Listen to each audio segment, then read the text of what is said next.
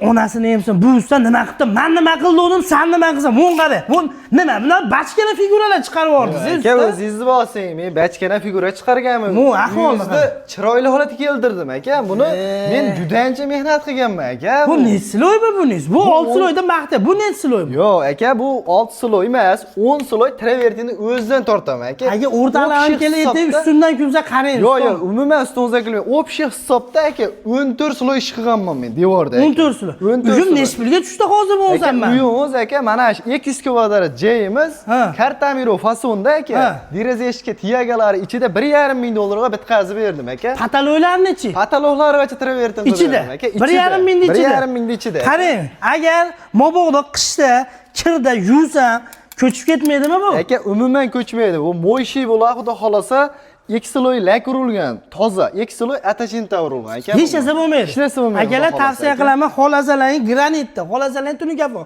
Xolasangiz divolingizni ham bitkazib beradi, universal ustalar bo'larkan, aloqaga chiqib olasizlar.